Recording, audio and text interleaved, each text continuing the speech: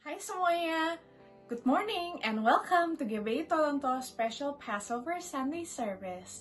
Sebelum kita mulai ibadahnya minggu ini, mari kita lihat dulu ada kegiatan apa aja sih di minggu ini. Kegiatan yang pertama, di hari Senin kita ada IG Live bersama dengan Ci Jessica Samiri dan Pastor Mailina Kurniawan alias Tante Ami. Nah, spesial banget nih, topiknya bakal seru, especially buat cewek-cewek semua, kita bakal ngomongin tentang hal-hal tabu tentang kecantikan. Jadi, contohnya apa? Misalkan nih, apakah kita sebagai anak Tuhan boleh nggak sih sebenarnya ngelakuin plastic surgery, atau tattoo, or even tato alis? Nah, seru kan? Nonton ya, jangan lupa hari Senin jam 9 malam. Di hari Jumat, kita juga ada Cool, Community of Love, di mana biasanya kita bisa sharing-sharing tentang hidup kita, tentang firman Tuhan, dan juga tentang kebaikan Tuhan di hidup kita. Jangan lupa ya untuk datang kalau kalian sudah tergabung dalam Cool. Buat kalian semua yang belum tergabung dalam Cool, silahkan kontak Ci Jessica Salim untuk bisa dimasukin ke salah satu Cool yang ada di gereja kita. Setelah itu, kita juga akan dilanjutkan oleh United Prayer Tower di jam 10 malam. Dan kita juga ada prayer request. Jadi kalau kalian lagi struggle terhadap sesuatu atau mengalami kesusahan, lagi mendoakan sesuatu, jangan lupa untuk reach out to our prayer team here, dan mereka tentunya akan membantu juga mendoakan kalian. Jangan lupa ya guys, diikutin semua kegiatan-kegiatannya di minggu ini.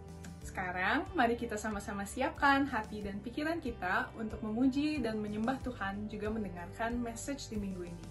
Selamat beribadah!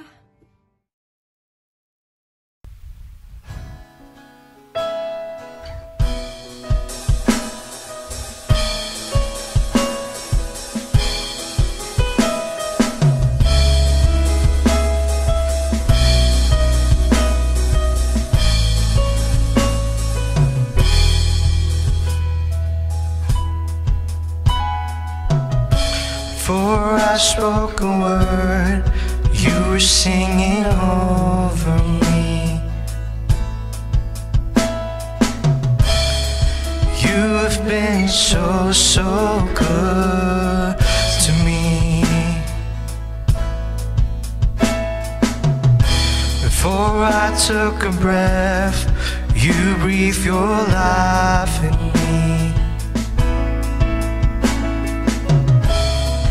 You've been so, so kind to me.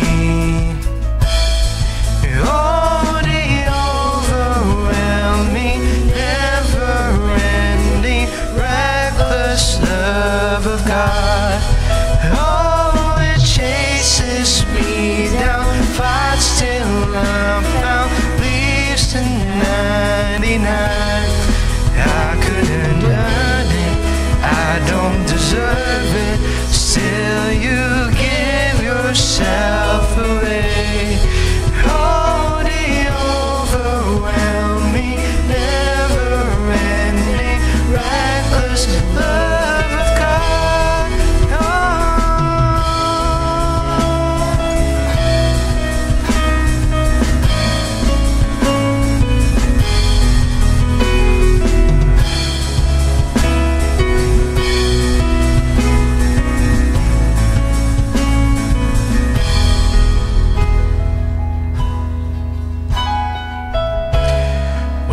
Was your foe, still your love fought for me.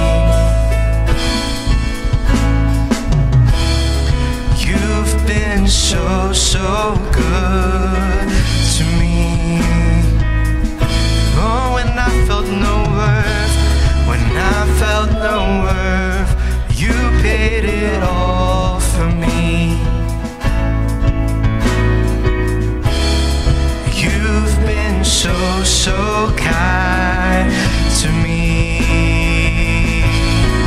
Oh, the overwhelming, never-ending, reckless love of God.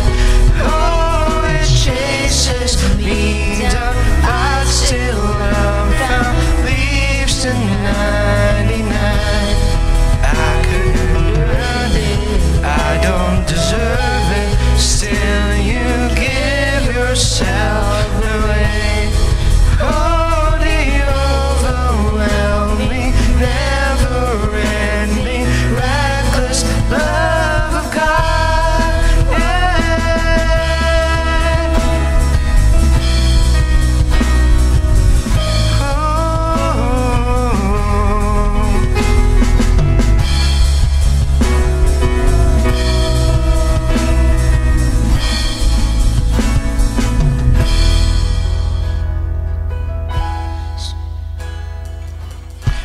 There's no shadow you won't light up, mountains you won't climb up, coming after me. There's no wall you won't kick down, lie you won't tear down, coming after me. There's no shadow you won't light up, mountains you won't climb up, coming after me.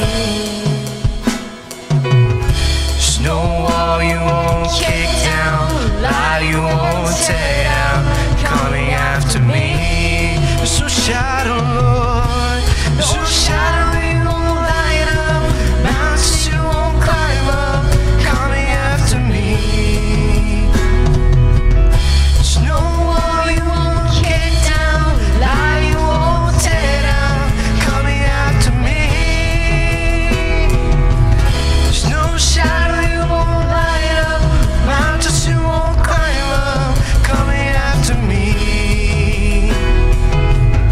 There's no wall you won't kick down, lie you won't tear down, coming after me. Oh, the overwhelming, never-ending, reckless love of God. Oh, it chases me down, fights till I'm found, leaves the 99. I couldn't earn it, I don't deserve it, still you give yourself away. Oh, the overwhelming, never-ending, reckless love of God.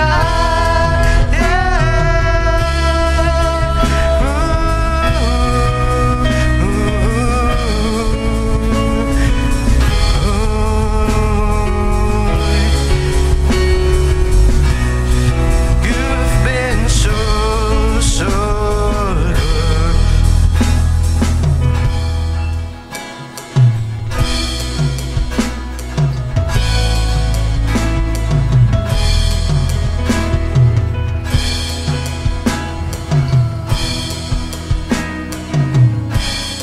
You've been so, so good. Oh, the overwhelming, never-ending, reckless love of God. Oh, it chases me down, fights till I'm found, leaves the 99. I couldn't earn it, I don't deserve it, still you gave yourself away. Oh, the overwhelming, never-ending, reckless love of God.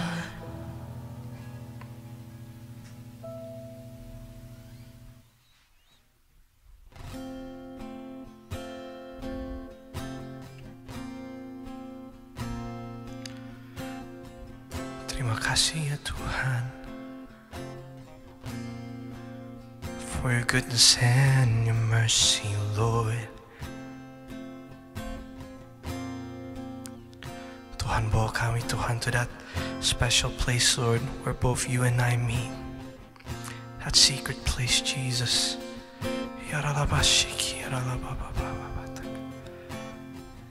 Let us climb that holy mountain, Lord, to meet you face to face.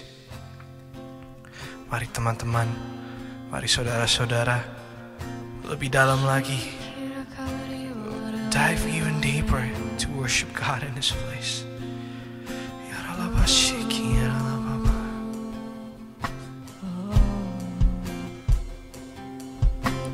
Bawaku ke gunung kudusmu, di tempat kediamanmu, biar kemuliaan melingkupi hidupku, dan jiwaku kan dipuaskan. Hanya dekatmu, itu yang ku perlu. Kau sumber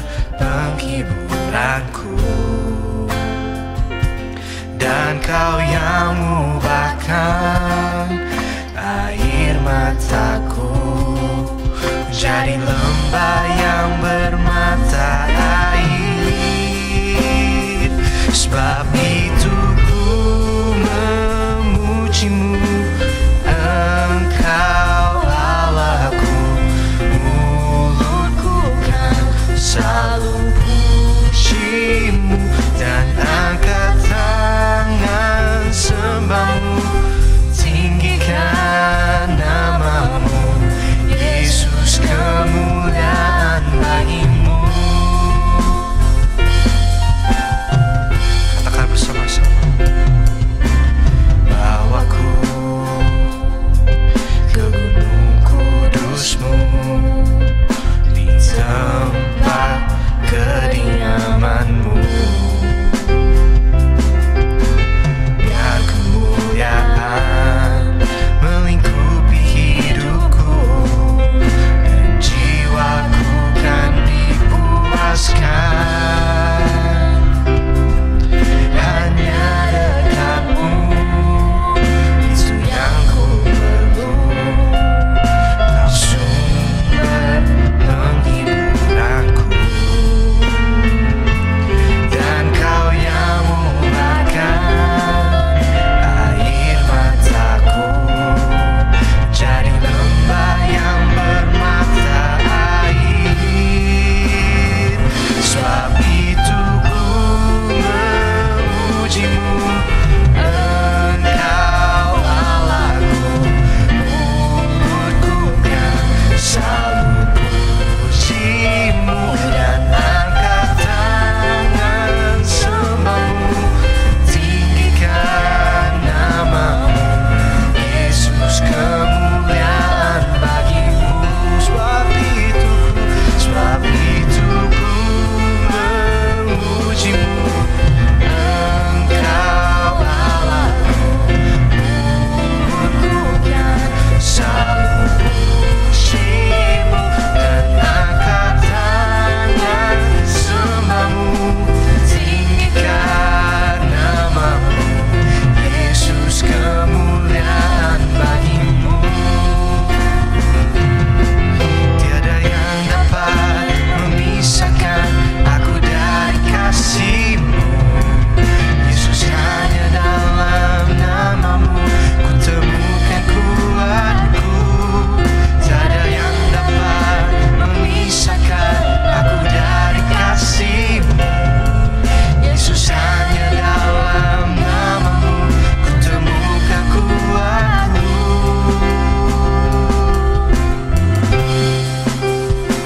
Sebab itu ku memujimu, Engkau Allahku. Mulutku kan selalu pujimu dan angkat tangan sembahmu, tinggikan namamu, Yesus, kemuliaan bagimu. Sekali lagi, sebab itu ku memujimu, Engkau Allahku. Mulutku kan selalu pujimu dan angkat tangan sembahmu, tinggikan namamu, Yesus, kemuliaan bagimu.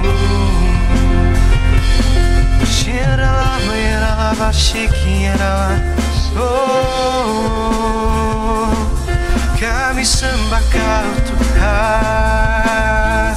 We live to worship You.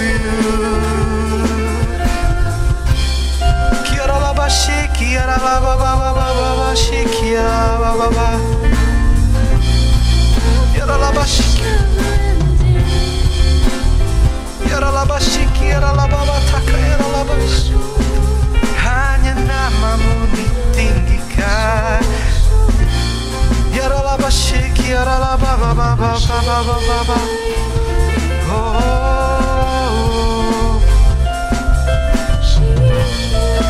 shikira baba baba, angkat tanganmu, sembah Dia Tuhan.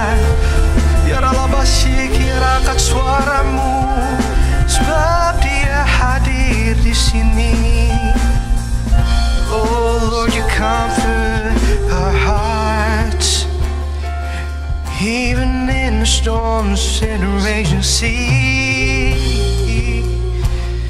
Yaralabashikara, yaralabashikara, yaralababa, yaralabashikara, yaralababa, yaralabashikara, yaralabashikara, yaralabata.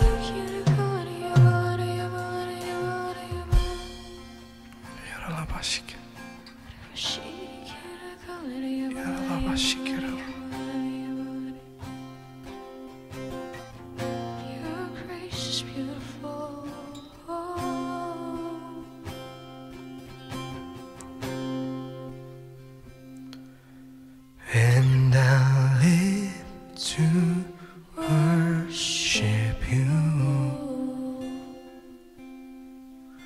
my Jesus, you're the only one for me. Nothing will ever take your place, my precious Savior. Who can stand between my Lord and me? Lord, I live to honor you,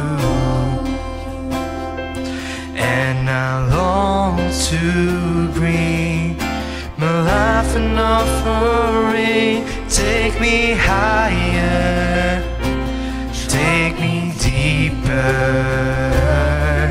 I give all to be with you, and I live to worship you, my Jesus. You're the only one for me. Nothing will ever take your place, my precious Savior. Who can stand between my Lord and me? Lord, I live to honor you, and I long to bring your life an offering. Take me higher, draw me deeper. I give all to be with you,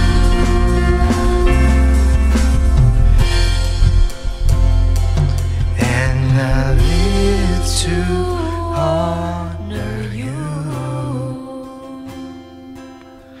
my Jesus. You're the only one for me. Nothing will ever take your place, my precious Savior.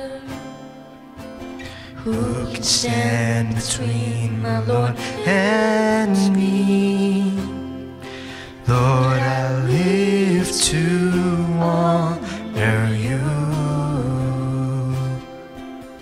and I long to bring my life an offering. Take me higher, draw me deeper.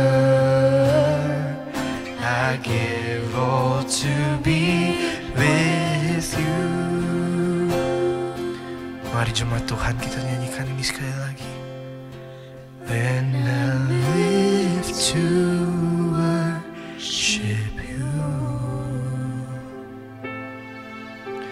my Jesus, you're the only one for me. Nothing will ever take your place, my precious Savior. Who can stand between my Lord and me? And I live to honor you, my Jesus. You're the only one for me. Take me higher, draw me deeper. I give all to be with you. Sing this one more time. Biarkan piano aja yang mengalir. And I live to honor you. and I long to bring my life an offering. Take me higher, draw me deeper. I give all to be with you. Take me higher, take me higher, draw me deeper. I give all to be with you.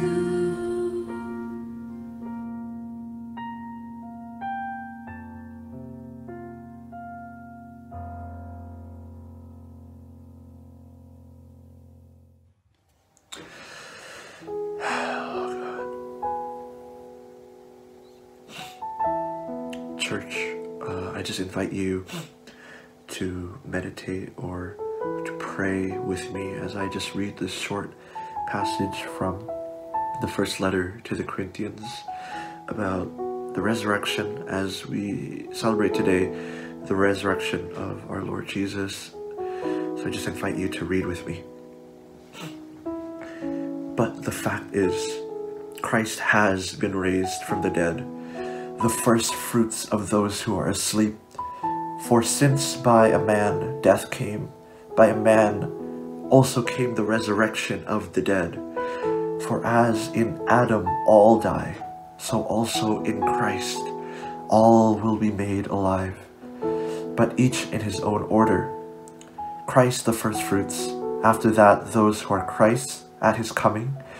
Then comes the end, when he hands over the kingdom to our God and Father, when he has abolished all rule and all authority and power. Amen. For he must reign until he has put all his enemies under his feet. The last enemy that will be abolished is death. For he has put all things in subjection under his feet. And when all things are subjected to him, then the Son himself will also be subjected to the one who subjected all things to him, so that God may be all in all. Amen. So let's just give thanks.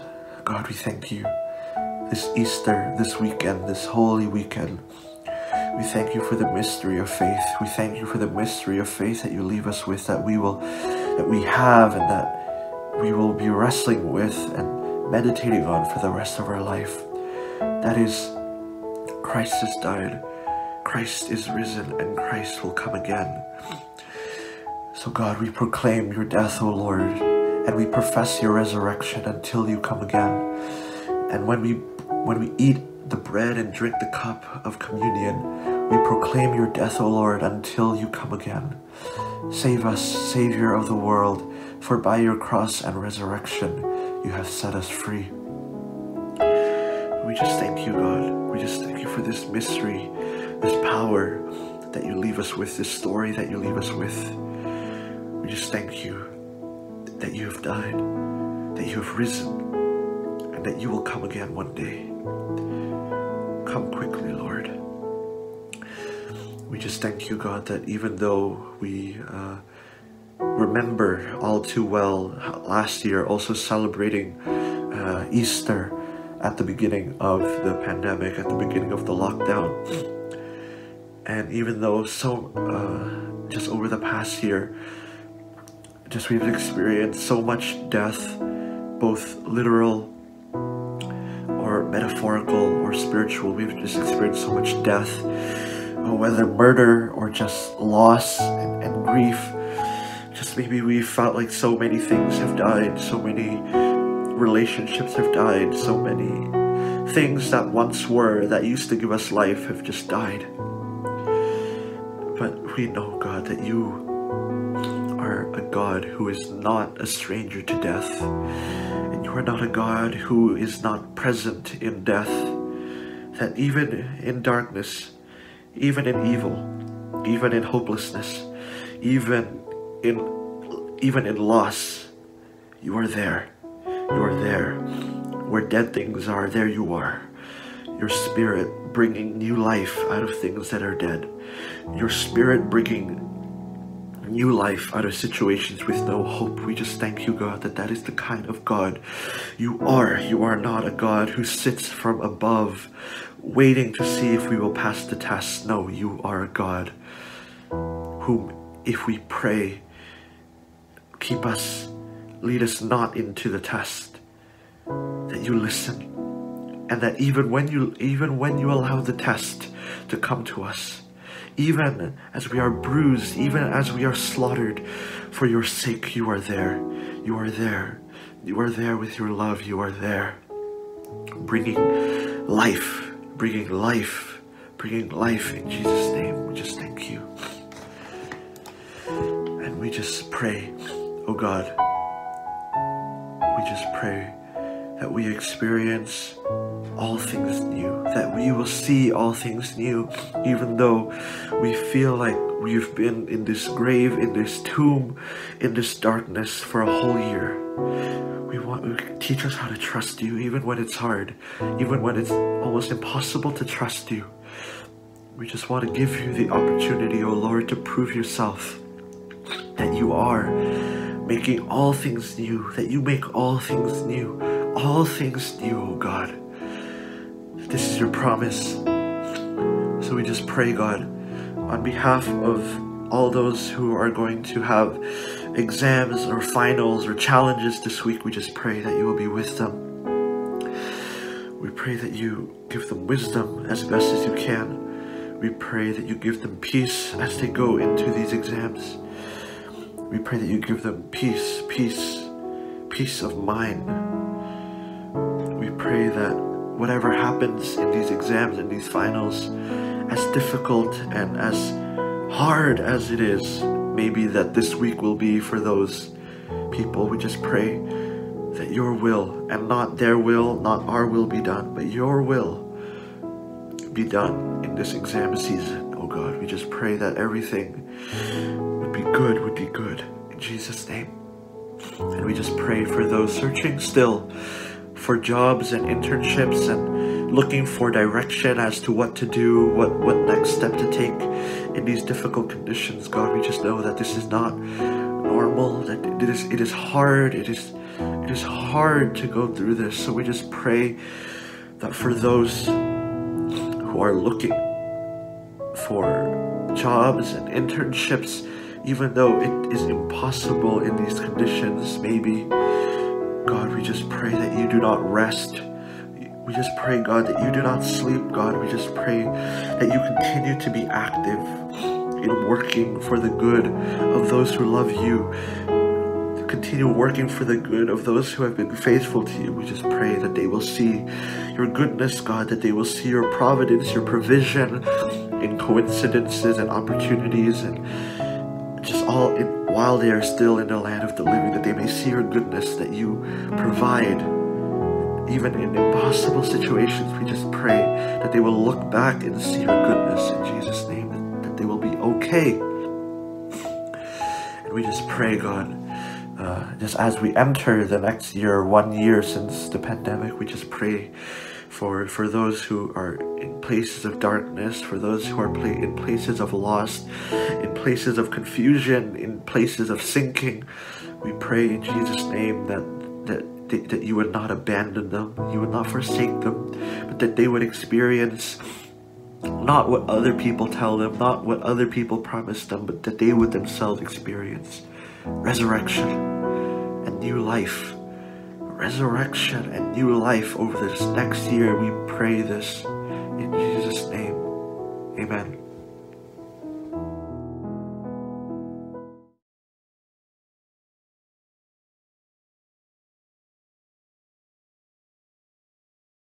Shalom Bapak Saudara, selamat hari Minggu. Bulan ini kita merayakan Jumat Agung dan Paskah, yaitu kematian dan kebangkitan Yesus. Oleh sebab itu, pada edisi Voice of Pentecost hari ini, kita akan membahas mengenai apakah kebangkitan Yesus hoax.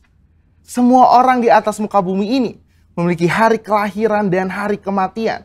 Tetapi jika bicara mengenai hari kebangkitan, hanya Yesus yang mempunyai hari kebangkitan dan kehidupan kekal. Oleh sebab itu, inilah yang membedakan Yesus dengan tokoh agama lainnya. Hari-hari ini ada banyak sekali hoax yang beredar di sosial media. Tetapi tahukah saudara bahwa sejak pada zaman Yesus pun sudah ada hoax yang beredar mengenai kebangkitan Yesus. Jadi, apakah kebangkitan Yesus hoax atau fakta? Apa makna dari kebangkitan Yesus? Mari kita simak bersama. Kebangkitan Yesus adalah kekuatan utama iman Kristen. 1 Korintus 15 ayat 17 mengatakan, dan jika Kristus tidak dibangkitkan, maka sia-sialah kepercayaan kamu dan kamu masih hidup dalam dosamu. Tanpa kebangkitan, kehidupan orang yang percaya kepada Yesus tidak mempunyai kuasa. Iblis berusaha untuk menyebarkan hoax. Sebab jika Yesus tidak bangkit, maka dia bukan Tuhan. Dan ia tidak bisa memberikan keselamatan kekal. Maka iman percaya kita menjadi sia-sia. Iblis menyerang salah satunya dengan conspiracy theory yang mengatakan bahwa para murid bersengkongkol telah mencuri mayat Yesus sehingga kuburnya ditemukan oleh para wanita dalam keadaan kosong. Hoax itu dipercaya sampai sekarang. Sebagai saksi Kristus, kita harus bisa mempertahankan iman kita. Selain dengan pengalaman pribadi, salah satunya ada dengan pembuktian secara fakta historis. 2 orang ahli apologetika Kristen telah menyelidiki berbagai fakta dan perdebatan tentang kebangkitan Yesus selama kurang lebih 30 tahun dan menyodorkan fakta-fakta yang dapat diterima dan diakui oleh para ahli sejarah, ateis, skeptik, dan bahkan rabi Yahudi. Nah, kita akan membahas hanya 5 fakta historis yang mereka temukan mengenai kebangkitan Yesus yang menyatakan bahwa isi dari teori konspirasi tersebut tidak benar. Fakta pertama adalah para wanita menjadi saksi hidup. Menurut tradisi Yahudi, wanita bukanlah saksi yang bisa dipercaya. Jika kebangkitan Yesus itu adalah rekayasa, persekongkolan, maka penulis kitab Injil harusnya memberitakan bahwa saksi pertama yang menemukan kubur Yesus kosong adalah murid-murid Yesus yang bergender laki-laki. Markus menulis apa adanya, bahwa memang para wanita lah yang pertama kali menemukan kubur Yesus kosong. Fakta kedua adalah kubur Yesus dijaga ketat oleh para prajurit.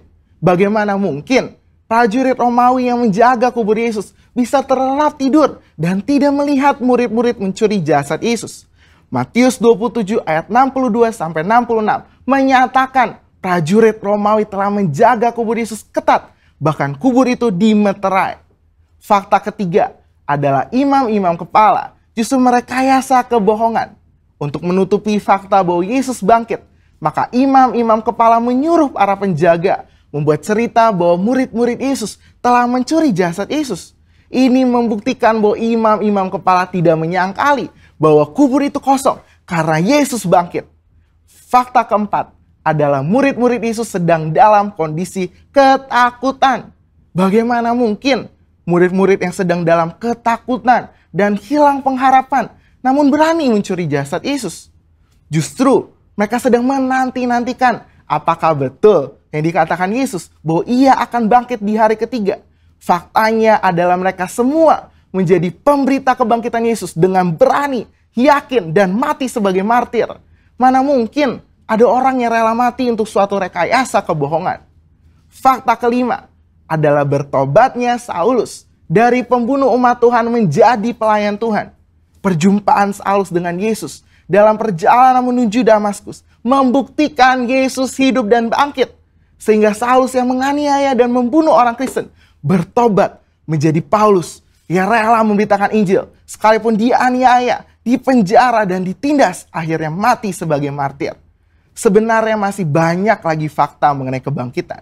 Namun hanya dengan 5 fakta yang kita bahas sudah cukup mengkonfirmasi dan membuktikan bahwa Tuhan Yesus itu benar-benar bangkit. Justru teori konspirasi pencurian mayat Yesus oleh murid-murid itulah yang hoax. Jadi, fakta bahwa Yesus telah bangkit dari kematian membuktikan bahwa dia adalah Tuhan.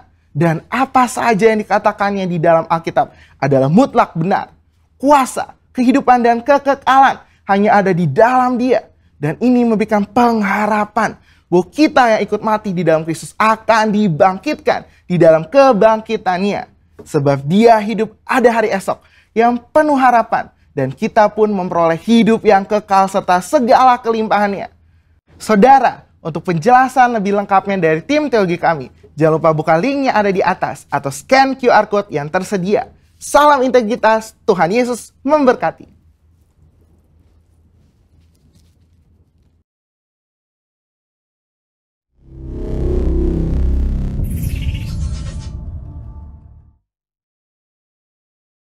Oke, yuk kita simak baik-baik. 5 items of the third Pentecost.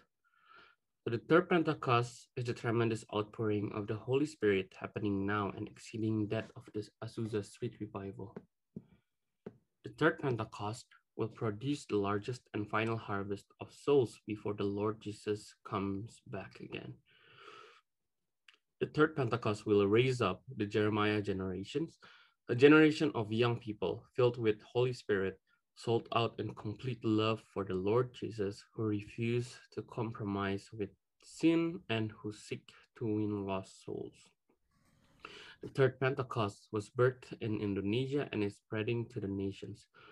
This movement is going from the east to west and will return back to Jerusalem. The third Pentecost will provide the power to complete the Great Commission, and after that, the Lord Jesus will come again. Amen. Nah, sekarang saya persilahkan Om Ferdi untuk for the sermons. Thank you. Oke, shalom semuanya. Shalom, shalom, shalom.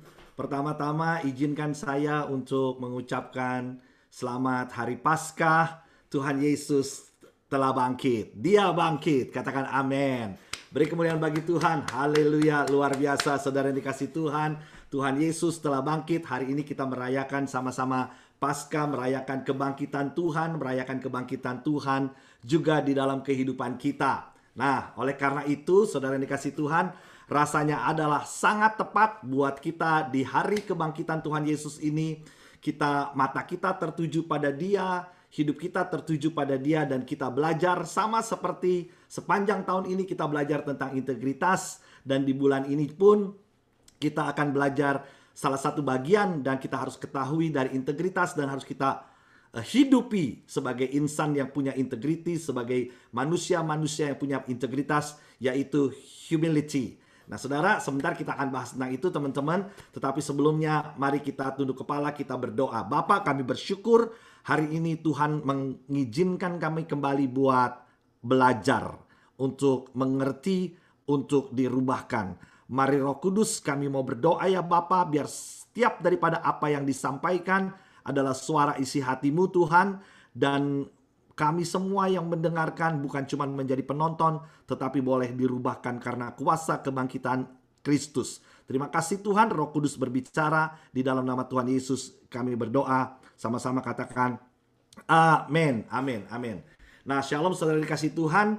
Hari ini kita akan belajar saudaraku. Memang saya kemarin pada waktu kita bulan lalu kita bikin untuk sama-sama kita belajar bulan ini humility, dan hari ini adalah pas hari Paskah saudaraku. Saya sempat pikir apakah kita mau ngomong tentang humility ataukah kita ngomong tentang Paskah, tetapi saya mendapatkan satu pengertian. Yuk kita belajar dari Paskah ini, kita belajar tentang satu humility saudara kasih Tuhan. Nah saya mau berdoa, saya mau ngajak kita sama-sama. Yuk pada waktu kita belajar ini, saudara yang dikasih Tuhan, kita mau buka hati kita, ya. Kita mau buka hati kita karena humility ini menariknya kalau cuman menjadi sesuatu bahan yang kita dengar, apalagi nanti sepanjang bulan ini teman-teman di Cool akan juga ngebahas tentang humility, ya.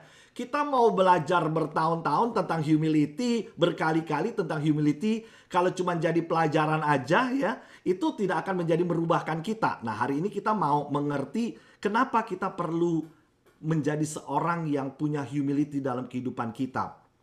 Kenapa di dalam Paskah ini kita belajar bahwa Kristus, bahwa Tuhan mengajar kita untuk punya humility itu kenapa? Dan kenapa kita harus punya humility. Jadi sepanjang bulan ini kita akan belajar tentang humility. Jadi hari ini saya harap kita semua mau buka hati kita untuk belajar mengenai hal ini saudara yang kasih Tuhan. Nah oleh karena itu saya akan coba screen share dulu sebentar, supaya kita bisa mengerti dan sama bahasa kita apa itu humility. Ya, oke, saya akan coba screen share. Cuma satu slide. Cuma satu slide. Tetapi supaya kita bisa mengerti. Oke. Let me see.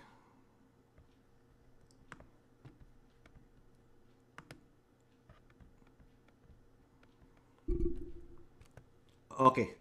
Bisa kelihatan semuanya? Saudara kasih Tuhan, bisa kelihatan?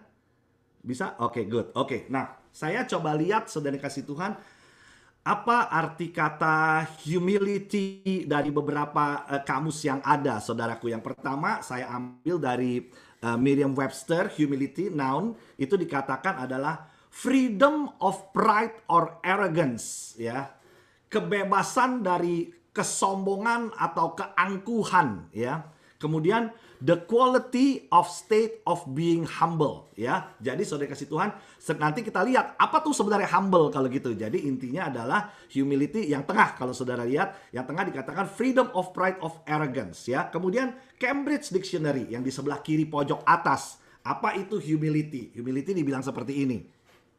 The feeling or attitude that you have no special importance that makes you better than others. Lack of pride. Wow, di sini dibilangin adalah satu attitude, adalah satu sikap di mana kamu nggak merasa punya orang yang penting, nggak punya kepentingan yang khusus, nggak menjadi sesuatu yang penting hidup kamu itu, kamu nggak perlu dianggap penting, dan disatakan lack of pride, ketidakadaan kesombongan, ketidakadaan keangkuhan, nggak ada tuh yang namanya angkuh, ya. Feeling atau attitude, sikap yang seperti itu, freedom of pride, dari dua ini seperti itu. Nah, karena humility dan humble itu sering dipakai interchangeably, saudara dikasih Tuhan, supaya kita sama for the sake of discussion siang hari ini, kita juga belajar apa itu humble. Nah, karena tadi di humility yang di tengah dikatakan quality or state of being humble. Nah, apa itu humble? Di pojok sebelah kanan atas, saudaraku, Cambridge Dictionary bilang humble seperti ini. Not proud or not believing that you are important. Nggak sombong dan nggak punya rasa kayak mau nunjukin bahwa kamu tuh orang penting. Enggak, humble itu begitu. Nggak ada rasa itu sama sekali, ya. Nah, Webster ngomong seperti ini, ya. Webster yang di bawah kalau teman-teman lihat, ya, Webster bilang gini. Not proud or haughty, not arrogant or assertive. Sama, basically nunjukin seperti itu, ya, saudaraku. Humble adalah tidak ada rasa kesombongan. Nah, bahasa Indonesia sekarang kita lihat, ya, karena nanti waktu kita di dalam Alkitab seringkali it's very interchangeably, bahasa Indonesia yang di pojok kiri bawah, bila bahasa Indonesia dikatakan arti daripada humility adalah kerendahan hati. Saya ulangin, arti daripada humility adalah kerendahan hati. Oke, jadi sekarang for the sake of discussion, kita akan memakai kata humility, humble, kerendahan hati itu interchangeably, saudaraku, supaya kita semua bisa mengerti. Nanti di dalam cool kalian juga ini akan jadi seperti itu. Jadi jangan sampai kita argumentasinya itu adalah dari terminologinya, tetapi kita mengerti. Nah, kita mesti belajar apa itu kerendahan hati yang seperti dikatakan oleh kamus yang ada tadi. Tidak ada rasa kesombongan, lack of pride, benar-benar bebas dari rasa sombong dan lain sebagainya. Nah, saya akan membahas ini, teman-teman sekalian. Pertama, saya akan membawa kita ke dalam satu cerita. Nah, dari cerita ini, dari peristiwa ini, teman-teman tangkap sendiri.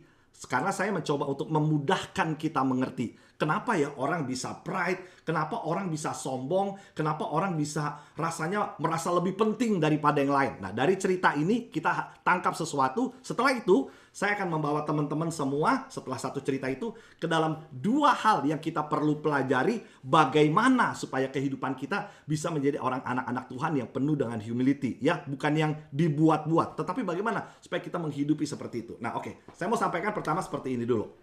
Oke. Ingat pada waktu Tuhan Yesus membuat mujizat yang pertama, yaitu merubah air menjadi anggur di perkawinan di Kana. Saya harap semua ingat, ya.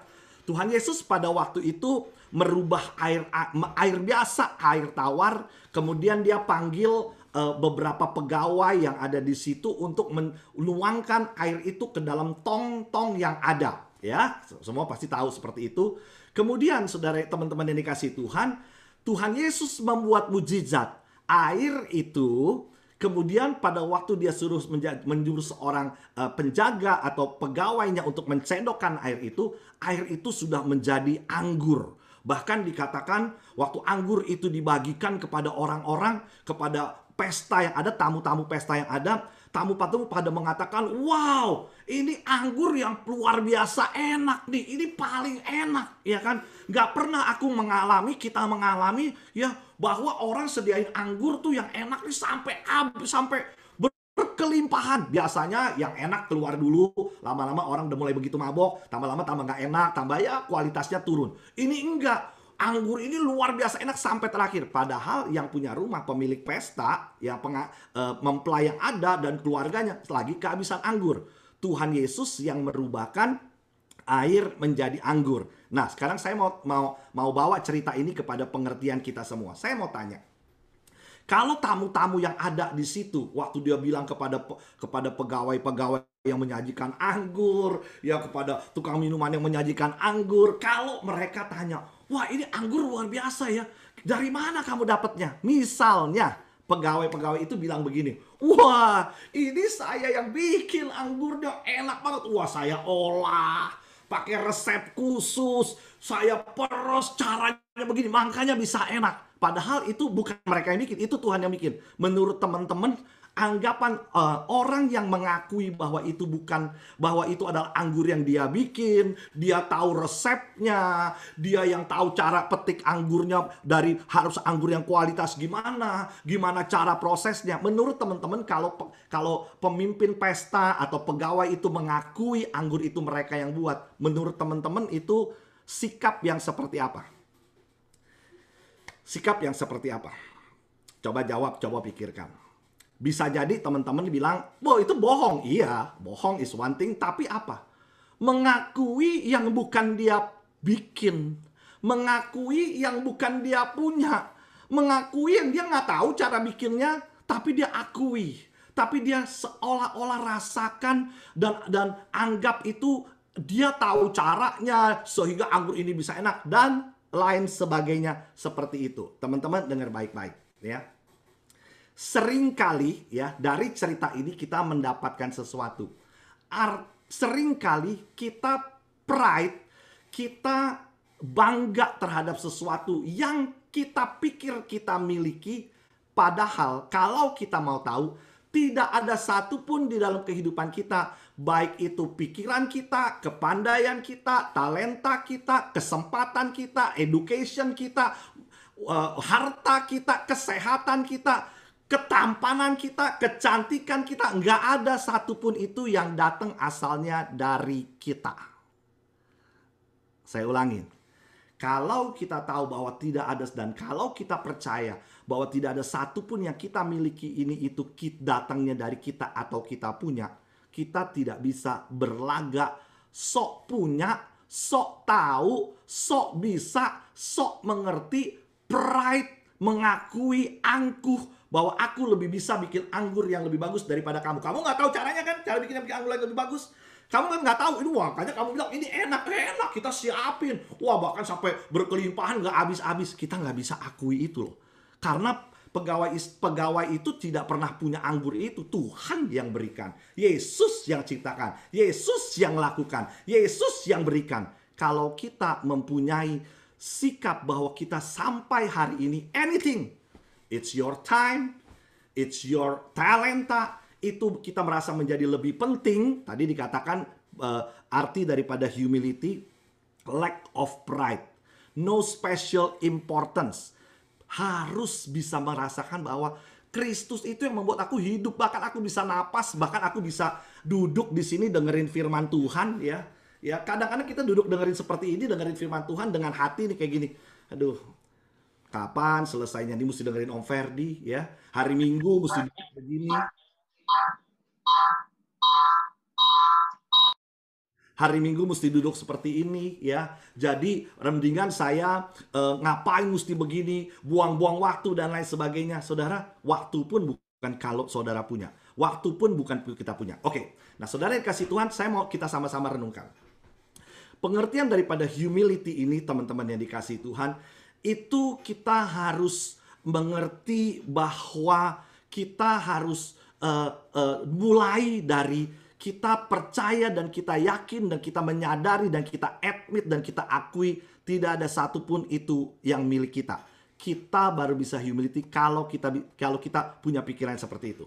Sebab Kalau kita selama berpikir bahwa itu kita punya kepandaian, kita bersyukur. Orang lain bodoh, saya nggak bodoh, ya saya pintar, ya pintarnya aku. Itu mulai terjadi kesombongan, terjadi pride. Inilah hal seperti ini. Nah, saya tadi berdoa sama Konanda. Ya, saya tadi berdoa sama Konanda sebelum mulai ini. Tuhan terus ingatkan kepada saya di dalam doa itu. Jadi saya berdoa begini, Tuhan, pada waktu saya mempersiapkan tentang this humility, mempersiapkan tentang this sermon buat kita bagikan semua, yang pertama-tama harus mengalami, harus mau dirubahkan, harus mau bertobat atas kesombongan, keangkuhan itu mulai dari saya. Mulai dari saya. Oleh karena itu saya akan bagikan kepada teman-teman semua ya, bahwa saya ini loh yang harus mulai berubah. Kita nggak bisa ngarepin si A harus humility, si B harus humility. Aku inilah yang harus berubah dulu. Aku inilah orang pertama yang harus dengerin bahwa aku yang paling sering nih. Karena aku mungkin, karena Om Ferdi pikir Om Ferdi pastor, jadi semua mesti nurut sama Om Ferdi. Nggak bisa begitu lagi loh. Ya, karena Om Ferdi berasa kayak mungkin lebih ngerti ini, karena itu kalian nggak pada ngerti. Nggak bisa begitu lagi loh. Itu yang saya harus pelajari. Same thing. Kalian punya talenta masing-masing, kalian punya kepandaian masing-masing. Rasa ownership, kepemilikan bahwa kita punya, kita bisa, itu talenta kita, kepandaian kita mulai tinggalkan. Jangan jadi seperti tukang atau pegawai yang mengaku-ngaku anggur itu adalah bikinannya, adalah miliknya, adalah yang paling tahu. Nah, tetapi pertanyaannya begini sekarang. Oke. Tapi Om Ferdi, tapi kan begini ya, kita di dalam kehidupan kita pasti waktu kita SD, kita masih kecil ya, kita pengen sekolah ya. Pada sekolah kita belajar. Karena belajar kita dengan baik ya, kita dapat nilai yang bagus. Dengerin ya baik-baik, ini prosesnya. Saya pengen kalian berpikir supaya kita bisa artinya mengerti jalan berpikirnya, bagaimana, apa yang menyebabkan itu terjadi. Kita sekolah, kita baik ya. Karena sekolah baik, karena belajar baik dan sebagainya, nilai jadi bagus ya. Karena nilai jadi bagus, teman-teman ya, kemudian kita bisa di sekolah dapat mungkin waktu SD, akhirnya SMP bisa sekolah yang ternama katakanlah ya. Karena sekolah yang ternama ya, karena juga mungkin orang tua katakanlah bisa supply dengan dana, dengan biaya, akhirnya kita bisa masuk sekolah yang bagus ya. Karena sekolah yang bagus, karena kita jadi pintar, saudara kasih Tuhan, kita mungkin bisa sekolah di luar negeri.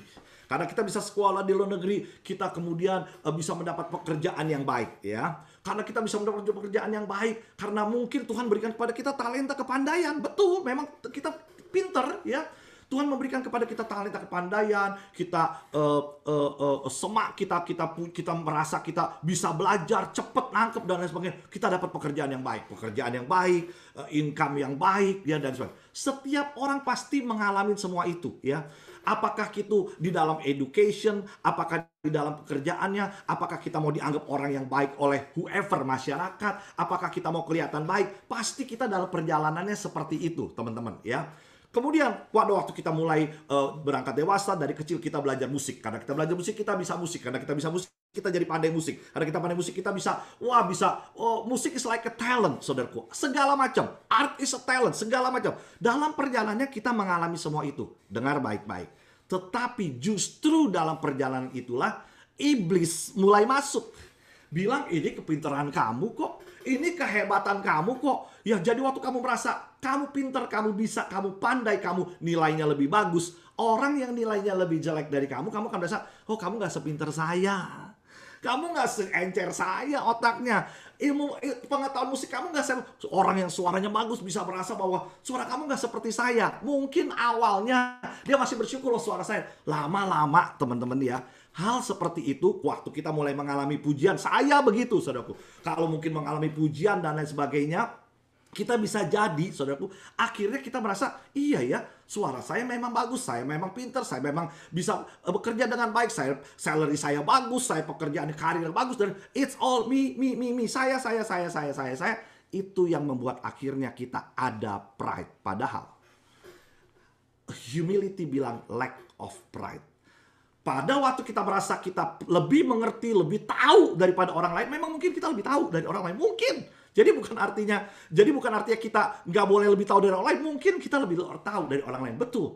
Tapi merasakan, mempunyai sikap bahwa Aku lebih tahu. Jadi aku lebih important dari kamu. Aku lebih penting. Omonganku lebih benar daripada omongan kamu. Saudara, teman-teman pernah nggak ngalamin kayak gitu? Saya yakin ya. Mungkin hari ini waktu kita bahas tentang permukaannya, nanti di cool kalian akan merasakan loh. Iya ya, hal-hal semua ini membuat saya merasa lebih penting dari orang lain, lebih pintar dari orang lain, dan lain sebagainya. Padahal firman Tuhan bilang, bukan firman Tuhan ya, nanti kita belajar firman Tuhan. Tadi description-nya adalah lack of pride, lack of importance. Kita nggak merasa seperti itu. Nah sekarang pertanyaan yang kedua. Kalau gitu, ya dengar baik-baik, dengar baik-baik. Apakah artinya humility itu jadi begini dong Om kalau gitu? Meskipun saya pinter, saya juga, ataupun whoever saya deh ya, whoever saya merasa diri pinter, merasa diri whatever deh. Jadi saya kalau gitu harus selalu begini nih. Ini tanyaan anak muda yang sering kali. Jadi saya harus selalu merasa ya udahlah, gue nggak bisa apa-apa deh. I'm not good at it ya. Gue bodoh deh. Emang gue nggak bisa, gue mah nggak penting deh kalau gitu ya. Emang gue nggak sanggup deh kalau gitu. Emang itu bukan gue deh, nggak bisa deh. Emang berarti kalau gitu humility harus seperti itu dong ya? Ya, no ya. That's the reason kita belajar. Tuhan memberikan, dengar baik-baik. Tuhan memberikan kita kepandaian, talenta, kesanggupan, kemampuan ya untuk kita menjadi berkat bagi orang lain. Nah, this is yang saya mau kita semua pelajari. Oke? Are you ready buat pelajarin? Oke. Ada dua hal di dalam Alkitab. Dengar baik-baik. If you can catat, you catat. Karena you nanti akan ikut cool. You akan nanti dalam kehidupan kita mesti belajar apa itu arti humility. Waktu kita belajar humility, humility itu kita belajarnya dari si orang ini. Ya selama kita belajarnya dari manusia, jadi contoh, boleh. Tetapi yang kita harus belajar, Alkitab mengajar kepada kita dua hal. Hari ini saya mau bagikan dua hal ya yang paling penting untuk kita belajar humility. Dengar baik-baik. Yang pertama, buka sama saya Matius 11 ayat 29. Catat baik-baik. Inilah kunci kita belajar humility. Ya, These 4 weeks we are going to learn about humility. Tapi kuncinya kita harus belajar dari sini. Oke? Kuncinya kita harus belajar dari dua hal seperti ini. You're gonna be excited. I'm gonna be excited kalau saudara mau dibukakan. Kalau saudara dan saya harus akui. Kadang-kadang saya merasa diri penting. Kadang-kadang saya merasa diri lebih pintar. Bukan kadang-kadang. Sering kali saya merasa diri penting. Sering kali saya merasa diri lebih pintar. Sering kali saya merasa lebih benar deh. Ini lebih benar begini. Sering kali ya. Jadi saya harus akui di hadapan kalian semua ya. Tetapi saya juga buka hati. Don't you think bahwa kita semua yang ada di sini sama-sama bisa mengalami hal seperti itu. Kita lebih mau didengar dan lain sebagainya. That's why we have to learn. Matius 11 ayat 29. Haleluya. Saya harap kalian punya Alkitab setiap kali kita kita bagikan firman Tuhan supaya kita bisa sama-sama melihatnya. Saya nggak terlalu mau share screen bukan karena nggak maunya, tapi saya lebih senang kita interact supaya kita melakukan sesuatu supaya kita nggak cuma diam aja. Oke? Matius 11 ayat 29. Oke, haleluya. Matius 11 ayat 29 ya. Saya akan baca buat teman-teman ya. Oke, saya akan baca buat teman-teman. Matius 11 ayat 29. Firman Tuhan bilang begini, dengerin baik-baik. Listen to this, baca dan listen to this, oke? Pikulah kuk yang kupasang dan belajarlah padaku. Ini Yesus ngomong. Karena aku lemah lembut dan rendah hati, dan jiwamu akan mendapat ketenangan. Wow, Yesus sendiri ngomong seperti ini. Belajar daripadaku sebab aku lemah lembut dan rendah hati. Yesus sendiri memakai term humility and humble, gentle at heart. Dan Tuhan bilang belajar nih daripadaku. Dengar baik-baik ya, dengar baik-baik, dengar ya. Saudara, dengar baik-baik ya, penting sekali. Kalau seorang yang bukan Yesus bilang belajar nih dari Om nih. Om lemah lembut, Om rendah hati. It's big question mark. It's big question mark ya. Kalau Om Ferdi yang bilang belajar dari Om nih, lemah lembut, rendah hati.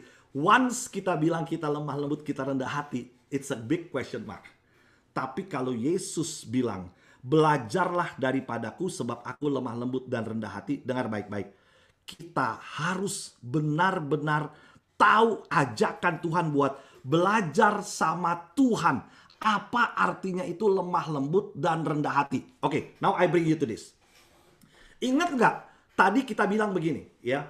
Om, apakah artinya orang lemah lembut dan rendah hati itu harus ya udah nurut aja deh. Ya udah aku nggak bisa deh, aku bodoh sih ya.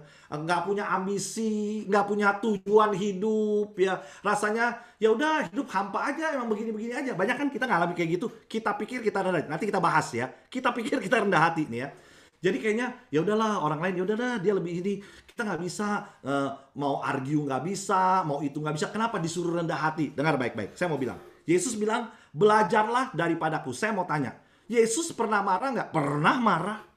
Yesus pernah tegas. Yesus pernah argue dengan orang lain. Yesus pernah dengan suara lantang. Yesus pada waktu di bait Allah dia lihat penjual-penjual orang berjualan di situ, dia bongkar, bukan dia bongkar, dia tunggang balikan meja-meja jualan. Yesus pernah seperti itu. Tapi dengar baik-baik, Tuhan bilang belajar daripadaku sebab aku lemah lembut. Dengar ya saudaraku, sering kali kita pikir oh lack of importance, dianggap gak penting deh. Itu kita berarti mesti jadi orang yang kayak ya udah kayak apa ya, kayak nggak bisa ngapa-ngapain, bodoh. No, Tuhan Yesus dia bilang dia lemah lembut, dia rendah hati, tapi dia juga adalah seorang yang tegas. Dia adalah orang yang berbicara tentang kebenaran. Dia adalah orang yang berbicara, dia adalah orang yang bahkan dia argue dengan ahli Taurat. Bahkan dia rebuke, bahkan dia Tuhan Yesus mungkin memarahi. Tuhan Yesus mengajar ini, keajarannya keras. Dengar baik-baik saudara kasih Tuhan. Pada waktu kita ya, jadi jangan salah berpikir gini. Om, gereja itu om ya, karena kita nggak bisa, jadi kita nggak bisa fight buat di dalam pekerjaan, kita nggak bisa fight buat ini, kita nggak bisa mau ngomong ini dikit nanti dianggap salah. As long as kita berjalan di dalam kebenaran, as long as kita tegas di dalam kebenaran, as long as kita tegas di dalam kasih, as long as kita mengerti yang kita sampaikan itu adalah dari kasih yang meluap. Sama seperti Kristus. Kristus pun, kalaupun Kristus pernah tegas, pernah marah, tetapi Kristus bilang belajar daripadaku, sebab aku lemah lembut dan rendah hati. Dengar. Seringkali di sini saya banyak anak-anak muda yang sering katakan, Om, jadi apa kita emang harus ngalah terus dong Om? Sama sini harus ngalah terus. Kita bulan lalu belajar tentang submission to authority ya. Itu submission dan authority sama humility itu overlap banget tuh ya. Kalau itu berbicara tentang submission to authority, hari ini tanda hati bukan cuma authority. Nanti kita belajar. Saya harap waktu kita saya akan bisa cover hal-hal yang penting. Nah, tapi kita belajar bahwa satu dengan yang lain pun itu harusnya submission to each other ya. Kita harus bisa yang seperti itu. Jadi, waktu kita tegas, waktu kita menyampaikan kebenaran firman Tuhan dengan kasih, ya apa yang kita belajar dari Kristus? Karena Tuhan bilang belajarlah daripadaku sebab aku lemah lembut dan rendah hati. Apa yang kita belajar dari Kristus? Dengar baik-baik. Kristus melakukan semuanya untuk kepentingan orang lain, bukan untuk kepentingan dia sendiri. Dengar baik-baik. Tegasnya, kasihnya, ngajarnya, kalaupun marahnya, ya dengan suara lantangnya, ajakannya, pengajarannya, nasihatnya bukan karena your self interest. Dengar baik-baik. Kita belajar dari Kristus karena dia peduli. Sekarang relevansinya apa? Ya, relevansinya begini. Dengar baik-baik. Sering nggak kita ngomong begini ke orang lain nih ya? Kalau kita belajar dari Kristus, apa relevansinya kan? Saya tadi udah ngomong, kita mesti belajar. Relevansinya apa? Sering nggak kita ngomong ini? Misalnya apa ya, telepon ya, si A telepon si B ya, si A telepon si B ya, saya telepon si B, kemudian habis telepon lagi, kemudian si A telepon si B nggak angkat, miss call gitu ya, misalnya karena sibuk dan lain sebagainya. Kemudian si B ditanya nih, kamu telepon lagi dong si A? Ih, orang dia yang perlu. Sering nggak kita begitu? Halo, orang dia yang perlu, dia yang telepon. Kristus mati bukan karena dia yang perlu, karena kamu yang perlu. Kamu yang perlu Kristus mati jadinya buat kamu. Kristus itu care. Kristus itu peduli. Kita ya. Jadi waktu kita ngomong humility itu bukan pride. Baju mewah, barang mewah, semua mobil mewah, punya rumah mewah, punya kekayaan. Kita tadi saya mulai dari situ. Tapi dalam kehidupan kita sehari-hari kita merasa lebih penting dari orang lain. Kristus nggak merasa lebih penting dari orang lain. Lack of special importance. Kita merasa dia yang perlu. Orang dia yang salah, dia dong yang mesti minta maaf. Ya kan sering nih beberapa di antara kita kalau datang ke Tante Ami, mungkin Tante Ami bilang gitu ya, yaudah maafin. Mungkin kalian gak dengan kata-kata gitu, dia yang salah. Nggak mungkin ngomong gitu. Tapi kelihatan tuh dari gesturnya ya. Tapi kan dia yang salah kan. Ya dia dong yang mesti ini. Halo? Kalau kamu merasa, kalau arti daripada humility, dia lebih penting. Kristus juga bukan dia yang salah sehingga dia yang minta maaf. Enggak, kita yang salah kok dia yang mati. Belajar dari Kristus. Ya. Atau kita sering begini nih ya, belajar dari Kristus ya. Kenapa kamu begitu?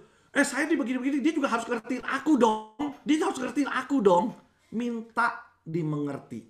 Ya, dengar baik-baik. Minta dimengerti, ngerti aku dulu dong ya. Saya beberapa kali kalau saya nggak salah saya sempat share sama Jessica Eka, saya ngomong tentang Stephen Covey di dalam 7 Habits of Highly Effective People. Itu salah satu poinnya dari 7 Habits, dia bilang adalah first to understand, then to be understood.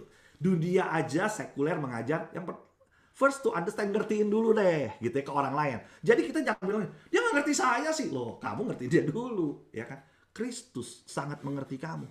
Oleh karena itu dia mau jadi manusia, dia pengen ngertiin kamu. Ya, Kristus nggak bisa bilang, kamu harus ngerti dong, saya Tuhan nih, saya Tuhan, kenapa saya harus disalib? Kamu dong, nggak gitu loh. Belajar dari Kristus. Nomor satu yang kita harus tahu, Om Ferdi harus belajar dari Kristus. Kalau Om Ferdi mau humility, mau humble, mata Om Ferdi, hati Om Ferdi harus tertuju pada Kristus. Bahwa Kristus care. Saya harusnya jadi gembala yang bukan karena saya gembala kalian harus menurut. No, karena saya care. Itu harusnya sikap saya. Kalian yang jadi leader, harusnya kalian be a leader because you care. Itu humility. Ya, satu dengan yang lainnya. Ya, yang jadi team member harus care. Ya, yang jadi teman harus care. Ya, yang kita kenapa? Karena Kristus care. Yang pertama kita belajar karena dari Kristus. Tuhan Yesus bilang, belajarlah daripadaku sebab aku lemah lembut dan rendah hati. Dengar baik-baik. There is no other people or teaching. Saudara bisa belajar lemah lembut atau rendah hati. Referensi bisa. Banyak orang-orang baik. Saya nggak bilang nggak ada orang baik ya. Tapi kita jangan salah nih. Pengertian orangnya baik. Ya, orang baik banyak betul. Tapi rendah hati dan lemah lembut itu kita belajar dari Kristus. Itu yang pertama. Kedua. Oke, listen to this. Oke. Listen to this. Tokoh kedua yang harus kita lihat bagaimana lemah lembut, arti daripada lembut atau rendah hati adalah seperti ini. Buka sama saya. Wow, this is amazing. Oke.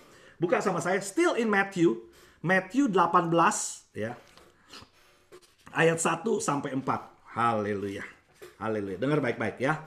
I really want you to pay attention karena ini penting dalam hidup kalian ya. I promise you, kalau kalian sungguh-sungguh dengarkan ini, kalian dan saya dan kita semua belajar integrity dalam konteks humility itu bukan cuma sekedar teori. No, because we want to learn. Karena contohnya ada. Setiap hari kita bisa lakukan itu. Oke, ya. Matius 18 ayat 1 sampai 4. Oke, haleluya. Ya. Ya. Perikopnya berjudul gini. Siapa yang terbesar dalam kerajaan sorga? Ya, tadi saya kan sering ngomong gini. Kadang-kadang kita sekolah pinter, wah merasa pengen hebat ya. Boleh aja, jadi hebat boleh. Jadi pinter, jadi bertalenta, nilai dapat bagus, sekolah bagus, gaji gede, karir bagus, bisnis luar biasa. Wah, tapi kan kadang-kadang, wah gue pengen nih, kita compete. Saya dari dulu punya sifat agak kompetitif ya. Mungkin saya harus akui lah ya, bukan dari dulu aja, sampai sekarang juga masih ada, tapi bertobat terus-menerus diperbaiki ya. Jadi sekarang pertanyaan saya dalam hati, saya pernah nanya sih, jadi kalau gitu kita compete boleh nggak ya? Berasa lebih dari ini, lebih dari itu. Itu menjadi pergumulan saya, sampai saya mendapat ini dan kita mau belajar sama-sama ya. Jadi boleh nggak kita compete ya? Tuhan berikan kita berkat, kepandaian buat kita bisa excel, that's good ya. Cimorit selalu bilang spirit of excellence, mungkin dalam banyak hal dan lain sebagainya. Kita harus punya itu, tapi bagaimana kita mensikapinya. Oke, firman Tuhan bilang gini, it's very beautiful ya. Matius 18 ayat 1 sampai 4. Siapa yang terbesar dalam kerajaan sorga? Saya baca buat teman-teman. Pada waktu itu datanglah murid-muridnya kepada Yesus dan bertanya, Tuhan, siapa yang terbesar dalam kerajaan sorga? Dia pengen tahu dong, siapa yang paling hebat nih nanti ya. Nah ya, kemudian maka Yesus memanggil seorang anak kecil. Sini ada anak kecil, sini nih. Menempatkannya di tengah-tengah mereka. Lalu Yesus berkata, Aku berkata kepadamu, sesungguhnya jika kamu tidak bertobat dan menjadi seperti anak kecil ini, dengar pertama, bertobat, dan kedua, menjadi seperti anak kecil ini, kamu tidak dapat masuk ke dalam kerajaan sorga. Ya, jadi syarat Tuhan bilang, kalau kamu masuk kerajaan sorga, kamu bertobat dan seperti anak kecil ini. Kenapa hebatnya anak kecil ini? Ayat 4, dengar. Sedangkan barang siapa merendahkan diri dan menjadi seperti anak kecil ini, dialah yang terbesar di kerajaan sorga. Merendah dan menjadi seperti anak kecil ini. Listen to this. Jesus himself taught us. Yesus sendiri mengajar kepada kita dan kasih contohnya. Ini loh, kayak anak kecil. Ini artinya merendahkan diri. Ini nih. Barang siapa merendahkan diri dan menjadi seperti anak kecil ini. Meskipun kamu pinter. Ya, ini it's an active action. Kamu pinter.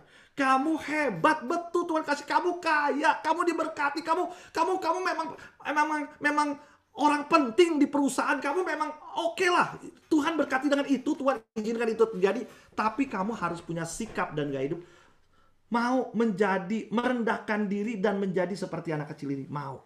Seperti anak kecil ini. Apa itu anak kecil? Mau belajar. Polos. Nggak sok pinter. Nggak sok argue. Masih polos. Anak kecil itu kan karakternya masih polos ya. Dipakai baju ini yang mamanya, diajak sini mamanya, mau kesini dan lain sebagainya ya. Saya pasti di tengah-tengah kalian juga ada yang bilang begini, Om ada juga anak kecil Om yang udah ngeyel dari kecil. Ada, tapi konteks Kristus ini berbicara tentang anak kecil yang polos ya. Jadi kita supaya kita nggak mau jadi white pembicaraannya ya. Polos ya. Nggak merasa punya ini, nggak merasa milik ini. Itu loh. Lihat an active plan. Barang siapa merendahkan diri dan menjadi seperti anak kecil ini. Dengar baik-baik. Jadi tindakan merendahkan diri itu Tuhan bilang is an active plan, harus begitu belajar kepada Kristus. Sampai sini mengerti, katakan amin. Dengar ya. Dengar baik-baik. Dua great key, dua great character yang kita harus belajar adalah Tuhan Yesus, belajarlah daripadaku sebab aku lemah lembut, dan anak kecil. Tuhan bilang, barang siapa merendahkan diri seperti anak kecil ini, dia akan menjadi terbesar di kerajaan sorga. Dengar baik-baik ya. Kalau kita udah mau sok besar di sini, jangan harap deh masuk sorga. Kita mau sok penting di sini, kita mau gua yang bisa, gua yang punya dan lain sebagainya. Dengar ya, kita harus mengerti bahwa ya, Om, boleh nggak aku punya kemauan? Boleh punya kemauan. Om, kalau aku bisa ini, boleh nggak aku lakukan? Boleh lakukan itu. Om, emangnya aku nggak boleh diberkati atau berhasil dalam karir? Boleh. Tuhan juga memberkati kita ya. Tetapi sikap kita nggak bisa yang kayak merasa terlalu sok penting, terlalu sok kaya. Nggak bisa, kayak anak kecil aja gitu. Polos gitu, nggak punya agenda gitu, nggak punya sesuatu yang terselubung gitu ya. Ngomong soal terselubung, dengerin ya. Ngomong soal terselubung, saya mau sampaikan loh. Jangan ada humility yang fake. Tadi Voice of Pentecost bagus sekali ngomong hoax ya. Saya mau bahas ini karena ini penting banget ya. Jangan ada humility yang fake. Semalam saya ketemu satu bahasa Indonesia, peribahasa bahasa Indonesia, tapi saya tanya Yehuda, bahasa Inggrisnya apa? Ternyata sama. Begini bahasa Indonesianya. Bilang begini. Seperti serigala berbulu domba. Ada yang pernah dengar? Serigala berbulu domba. Apa bahasa Inggrisnya? Yehuda bilang sama ternyata. Dia bilang seperti gini ya. Like a wolf in a sheep clothing. Ya, like a wolf in a sheep clothing, seperti serigala berbulu domba. Listen to this.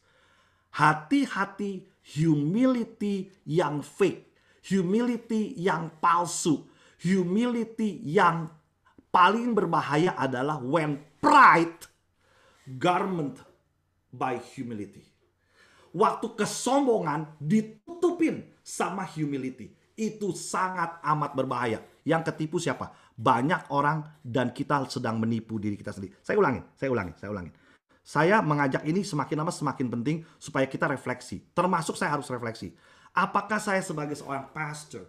Apakah kita sebagai seorang anak Tuhan? Apakah kita di dalam keluarga kita? Apakah kita sama teman kita? Apakah kita dan whoever dalam kehidupan kita, kita act like we are very humble. Dengan satu orang kita sangat humble. Kalau ketemu dengan orang yang katakanlah bagaimana, kita humble, merendahkan diri. Tapi sama orang lain, kita so proudful, so kelihatan ambisi kayak wah paling penting dan lain sebagainya. The most dangerous things when serigala berbulu domba. When wolf pakai bajunya domba. Ya, wolf in a sheep clothing. Pride garment by humility. Termasuk saya. Kita cek sama diri sendiri. Ya, kelihatannya sok humble, bukan sok, kelihatannya humble. Banyak orang yang bisa dibohongin. Wah, kita WL, wah kelihatannya waktu ini nggak ada di sini ya. Saya berdoa nggak ada di sini. Tapi kita jaga-jaga ya. Kita kelihatannya kita sebagai worship leader, singer, pastor, pengkhotbah, associate pastor, gembala-gembala cool, ya kemudian whoever, ya kita sebagai anak di rumah rasanya humble, ya act like we looks like humble, kelihatan orang humble, tapi di dalamnya ada pride, di dalamnya ada kesombongan, di dalamnya ada merasa penting, ya di dalamnya ada merasa kayak kok dia nggak dengerin gini, kok gini, tapi kali ya udah. Makanya dulu ingat pada waktu kita dulu pernah mengadakan satu seminar ya, it's very good tentang the Nazarite training. Waktu itu diadakan oleh Pastor Ocampo ya. Itu berbicara tentang meekness ya. Kadang-kadang antara sombong yang kelihatan sama sombong yang ya udah kayak menunduk itu nggak jelas tuh bedanya. Maksudnya kelihatannya bisa sangat menipu. Kenapa? Di dunia ini dengar baik-baik ya. Banyak sekali orang di gereja kah, di luar kah, di mana-manakah kelihatannya humble cuma buat dianggap orang humble. Itu pun tidak humility. Cuma supaya dilihat humility. Cuma supaya dianggap humility. It is really a false humility. It's a hoax. It's a fake. Itu fraudulent. Humility yang seperti itu fraudulent. Oleh karena itu, Tuhan ngajak kita belajar sama Kristus. Belajar sama anak kecil. Ini dia. Yuk kita sekarang di tahap ini, kita sekarang refleksi. Jangan-jangan gue ini humble kenapa ya? Punya tujuan sendiri. Gue humble, enggak, kita begitu. Abah si A sama si B sama teman baik kita, sama orang kita ini, kita humble. Tapi sama yang lain, waduh, jadi. Nih, dengar baik-baik ya. Mau namanya worship leader, pastor, siapapun. Pada waktu kita menggunakan a false humility, gimana pun juga pasti akan tercium. Saya ulangin ya. Supaya ini tadi Konada di dalam waktu doakan saya, dia bilang Gembala Pembina telah mengajak kita untuk benar-benar sampaikan yang tegas, yang jelas tentang Kristus. Cuman Kristus yang bisa membuat kita a true humility. Kalau saudara, teman-teman semua mau belajar humility, kita perlu Kristus, kita perlu pengajaran Kristus, kita perlu Kristus hidup dalam kita. Kalau enggak, either kita humility sesaat, atau kita capek being a humble person. Kita capek being humility. Kenapa? Karena kita pakai topeng. Kenapa kita pakai topeng? Karena kita tidak tahu bahwa selama ini kita belajar humility, kita dengar khotbah tentang humility, kita seolah-olah kita humility, terpaksa it's a false humility. Dengar baik-baik. Tuhan bilang belajar dari anak kecil ini. Sebab kalau kamu mau seperti anak kecil ini, dia yang paling gede di kerajaan sorga. Kita ya, meskipun seringkali kita pikir saya nggak bisa, dia bisa, itu kadang-kadang bukan humility loh. Itu ada agenda-agenda loh. Nah ini yang kita mau belajar. Nah sekarang, oke, denger ya. Saya mau kita mengalir ya. Artinya mengalir begini. Sekarang, now we know kita perlu belajar dari Kristus. Kita perlu belajar dari anak kecil. Now kita tahu ada fake humility. Bagaimana dong kita? Oke, saya akan bawa kepada this is my last portion supaya kita benar-benar tahu. Kalau kita mau ngomong tentang humility banyak panjang lebar, tapi my last portion. Gimana supaya kita tahu humility kita ini true atau false nih yang selama ini kita lakukan nih ya. Kita gimana tahu? Kemarin ya, Saya mau kasih satu ilustrasi karena ini Paskah. Jadi supaya kita mengerti. Kemarin kalau saya nggak salah di UPT dan juga kalau saya nggak salah di Kubu Doa, saya sempat bagikan tentang Yesus itu waktu naik ke atas kayu salib ya di Bukit Tengkorak ya. Di Lukas dibilang pada waktu itu Yesus naik ke Bukit Tengkorak ya. Di situ ada 2 orang penjahat yang bersama-sama disalibkan oleh Kristus. 2 penjahat yang sama-sama disalibkan oleh Kristus. Tetapi di salibnya Kristus, di atas kayu salib, tuh Yesus masih mengampuni. Yesus masih menginjili. Yesus masih bilang kepada anak, itu ibumu, ibu, itu anakmu, jagain, hidup dalam kasih. Itu masih di atas kayu salib Yesus masih mencurahkan darahnya untuk menebus dosa kita, untuk menyembuhkan penyakit kita. Di atas kayu salib Yesus masih menanggung segala kutuk kita, bahkan menjadi kutuk buat kita supaya kita terlepas daripada kutuk. Dengar baik-baik. All what he's doing, all what he has done. Kenapa kita harus belajar daripada Kristus? Sebab Kristus tidak pernah mementingkan diri sendiri. Semua buat orang lain. The second question, ada penjahat di sebelah kanan Tuhan Yesus juga disalib. Tuhan, dia malah bilang gini, kalau engkau anak Tuhan, selamatkan dirimu, aku juga selamatkan. Very selfish, sama-sama salib. Kalian pakai kalung salib ya, ada hiasan pakai kalung salib. Di rumah ada hiasan salib dan lain sebagainya. Saya mau tanya, sebagai orang Kristen, salib siapa yang kalian pakai? Salib siapa yang kalian pakai? Salib siapa yang kalian bawa dalam hidup kalian? Kalian sebagai saya dan kalian sebagai orang Kristen, salib siapa yang kita bawa, yang kita agungkan?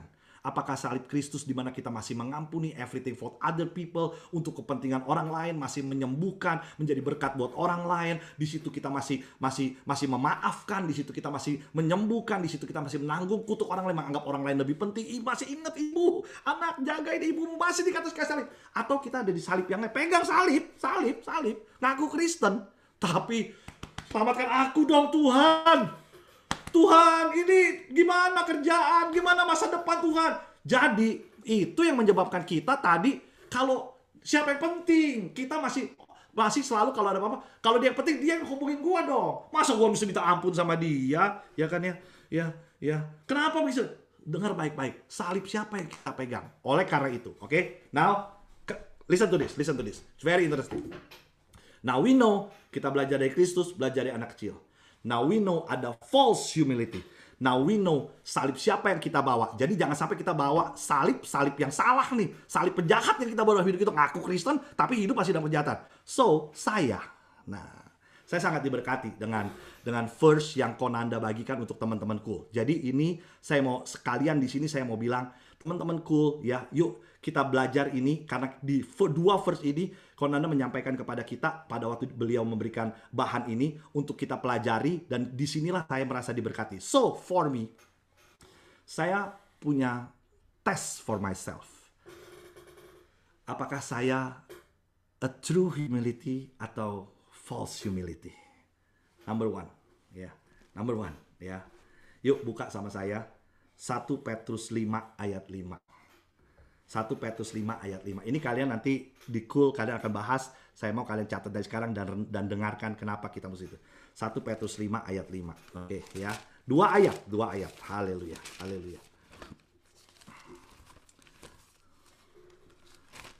1 Petrus 5 ayat 5. Oke.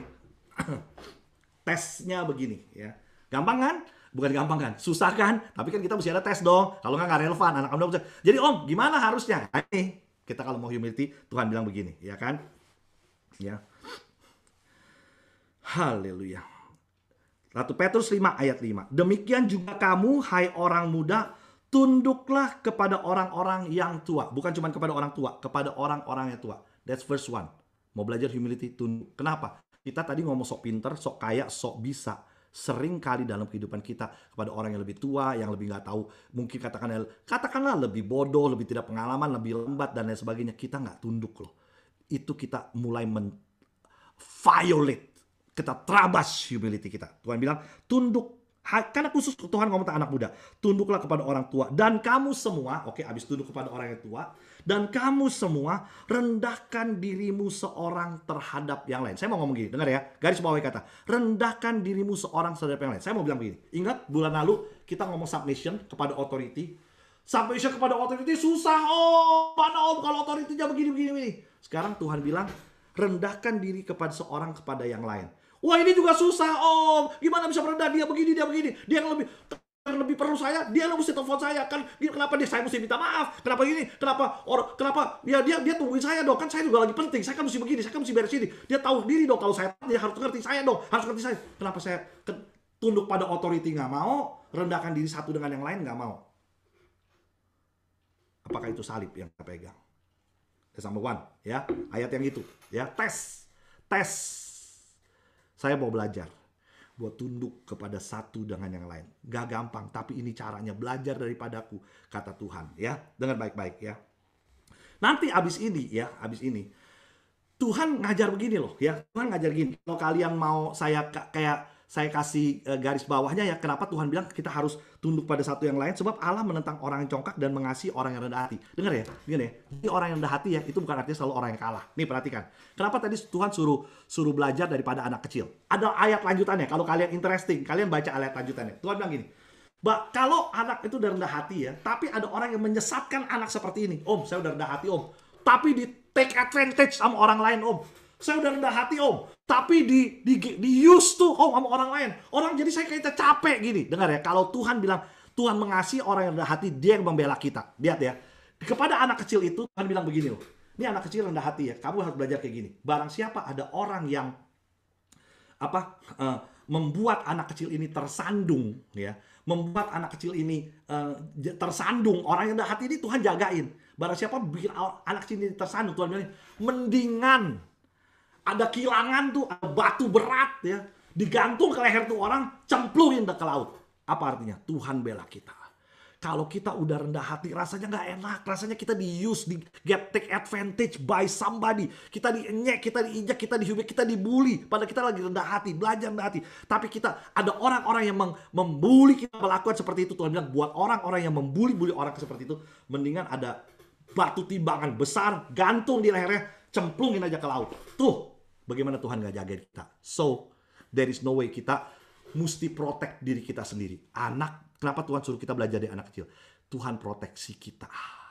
Itu tuh bilangnya Tuhan mengasihi kita. Itu ayat yang pertama. Ayat yang kedua, ya. Nah, ini penting. Ini ini penting sekali, ya. Tuhan bilang seperti ini, karena ini Konanda bawa pada saya harus highlight sedikit, ya. Filipi 2 ayatnya yang ketiga, ya. Filipi 2 ayat ketiga. Ini belajar dari Kristus. Tadi kita ngomong kita harus belajar dari Kristus, oke? Ya. Perhatikan, nggak panjang lagi, tapi saya pengen kita semua mengerti, ya. Filipi 2 ayatnya yang ketiga. Nasihat supaya bersatu dan merendahkan diri seperti Kristus. Dibilang seperti ini. Dengan tidak mencari kepentingan diri sendiri atau pujian yang sia-sia, sebaliknya hendaklah seorang yang lain sebaiknya hendaklah dengan rendah hati yang seorang menganggap yang lain lebih penting daripada dirinya sendiri. Dengan baik-baik. Apa itu ciri? Tesnya, ya, adalah tes buat saya nih. Nggak cari puji-pujian. Nggak cari puji-pujian. Apa kita masih cari puji-pujian? Buat dibilang hebat. Buat dibilang wah luar biasa, ya. Buat dianggap penting. Buat didengerin, ya. Nggak cari kepentingan diri sendiri. Itu belajar dari Kristus. Ini yang sangat penting. Dan tesnya gimana? Kan tesnya dong, ya. Gimana nih? Om, saya udah nggak mencari kepentingan. Om, diri sendiri, ya. Om, saya udah nggak cari puji-pujian. Tesnya gimana? Satu ayat yang terakhir. Ayat yang terakhir. Dengar baik-baik. Dengar baik-baik, ya. Masih di dalam Filipi. Masih dalam Filipi, tapi ini buat kita. Filipi 2 ayatnya yang ke-14. Haleluya. Haleluya. Haleluya. Ayatnya yang ke-14. Filipi 2 ayat yang ke-14. Lakukanlah segala sesuatu dengan tidak bersungut-sungut dan berbantah-bantahan. Saya nggak tahu kalian ngerti bahasa Indonesia bersungut-sungut berbantah-bantahan apa enggak. Setelah ini saya minta Konanda untuk baca bahasa Inggrisnya. Khusus ini. Tapi Tuhan bilang gini. Orang yang humble kelihatan dari hidupnya. Nggak banyak sungut-sungut. Nggak banyak bantah-bantah. Makanya firman Tuhan tadi bilang, belajar daripadaku supaya jiwamu dipuaskan, sebab aku rendah hati dan aku lemah lembut dan hati, supaya jiwamu dipuaskan. Orang yang jiwanya dipuaskan, oh, kerja juga nggak sungut-sungut, melayani juga nggak bantah-bantah, punya bos begini juga hidup nggak sungut-sungut, dibilang nggak bisa ya nggak bantah-bantah, nggak argue, nggak lain sebagainya. Boleh tegas, boleh punya rencana, boleh punya impian, boleh bisa pintar, boleh diberkati, boleh sukses dalam, tapi hidup gak penuh sungut-sungut, gak berbantah-bantah. Pastor Nanda tolong baca Filipi 2 ayatnya yang ke-13 supaya mereka mengerti, ayatnya 14. Apa itu sungut-sungut dan berbantah-bantah? Can you help me please? Haleluya, haleluya, haleluya. Do everything without complaining or arguing. Very easy, without complaining or arguing. Di terjemahan lainnya dibilang without murmuring. Is that right, Konanda? Murmuring or something like murmuring or something like that. NIV, KJV, something about murmuring. Tapi it's about complaining and arguing. Yeah, okay, something like that. Make sense? Jangan kerjakan segala sesuatu, jangan sungut-sungut. Jadi, dari mana kita tahu kita humility-nya fake apa enggak? Halo? Dari mana kalian tahu Om Ferdi humility-nya fake apa enggak? Dari mana kalian tahu your pastor humility-nya false atau enggak? Dari mana kalian tahu you have a false humility atau enggak? Waktu hidup kita masih penuh dengan complain, murmur, grudge, ya, argument. Kita enggak humility. Kenapa?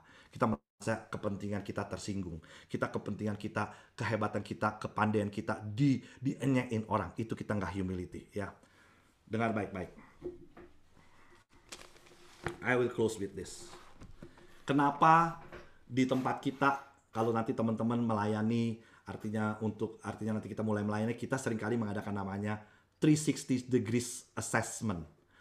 Tiap tahun, ya, selama ini kita coba untuk saling membuka. Saya, si A, si B, si C, si D, si E bilang Om Ferdi, Om tuh begini, Om tuh begini, kurangnya begini, Om begini. Saya boleh bilang kepada Bill, kamu begini. Semua 360, semua boleh ngomong tentang masing-masing, menyampaikan. Kenapa? Kita perlu diingetin. Kita harus mata kita kepada Kristus dan kita harus belajar kepada firman-Nya. Kristus adalah firman yang jadi manusia, Alkitab adalah firman Allah yang tertulis. Kita harus selalu belajar kepada Kristus dan firman-Nya. Konanda bilang, proksinya orang lain, proksinya your boss, proksinya your leader yang harus inget. Jadi kita harus mau dong kalau kita untuk diingetin bahwa kita masih sombong. Kita harus mau dong waktu kita ditegur. Kita harus mau buka hati dong. Jadi jangan bilang, aku udah gak sombong. Lihat orang lain, lihat apa kepada kamu. So, my last question. This is challenge. Kalau teman-teman ditanya sama saya, kalian mau gak humility? Pasti kalian selalu tanya, mau Om. Siapa di sini yang mau humility? Pasti semua angkat tangan mau. Kepaksa, nggak kepaksa, enak hati, nggak enak hati, supaya kode etik angkat tangan. Kelihatannya mau humility. Saya nggak mau nanya itu. Saya cuma mau tanya gini. Karena Kristus suruh kita belajar. Kristus lagi tanya kamu. Mau nggak kamu belajar daripadaku? Mau nggak aku tunjukin ke kamu whether your humility is false or is it true? Bukan kalian mau humility apa enggak? Mau nggak Tuhan tunjukin is your humility false or true? Kalau kamu, iya Tuhan, aku mau. Kamu akan lihat, akan banyak setelah ini kamu buka hati buat orang untuk kalaupun korek kamu, kalaupun ngomongin kamu, kalaupun apa kamu.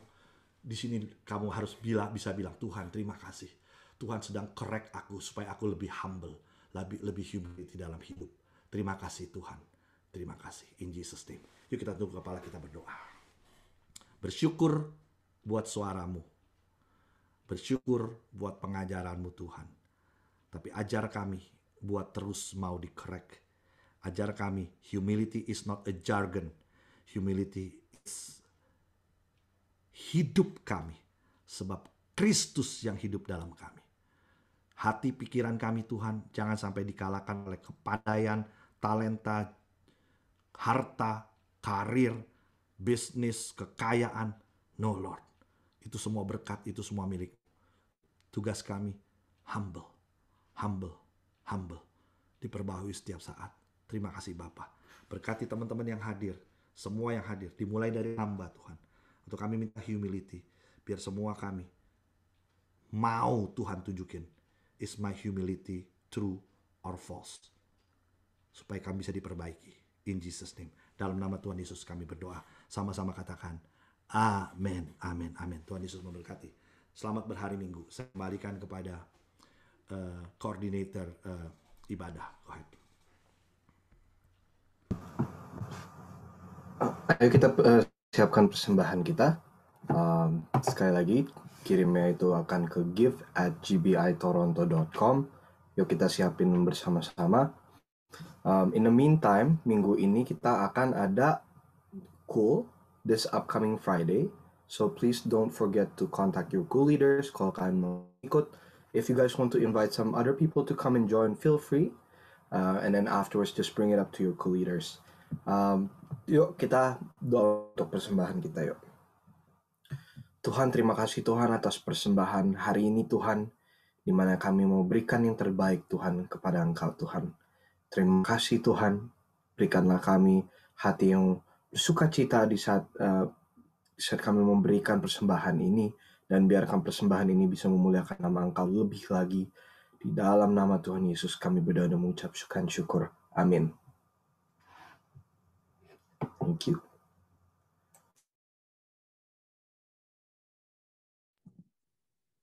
Oke, kita balikin ke Om Ferdi buat doa berkat. Oke, kita terima doa berkat. Yuk, saya undang teman-teman yuk, with humble heart kita bangkit berdiri waktu kita terima doa berkat, perjamuan kudus, kita bangkit berdiri karena kita hormati hadirat Tuhan pada waktu kita terima berkat. Kita bukan dalam keadaan relax ya. It's not a liturgy, tapi kita just untuk menunjukkan kita respect dengan hadirat dan berkat Tuhan. You're not respecting to me, you're respecting to kuasa Roh Kudus yang ada di tengah-tengah kita. Yuk kita bangkit berdiri dan angkat tangan kita terima berkat dari Tuhan. Teman-teman jemaat yang dikasih Tuhan, terimalah berkat dari Allah Bapa dan dalam kasih yang melimpah-limpah dari anaknya yang tunggal Tuhan kita Yesus Kristus, persekutuan yang manis, yang indah, yang penuh kuasa, yang selalu mengajar kita dari Allah Roh Kudus beserta dengan setiap daripada kita semua mulai hari ini sampai Maranatha Tuhan datang kali kedua, bahkan sampai selama-lamanya. Kita telah terima berkat dan percaya dengan iman, sama-sama katakan amin. Haleluya. Tuhan Yesus memberkati. Selamat berhari Minggu. God bless you. Oke, yang mau saling ngobrol di sini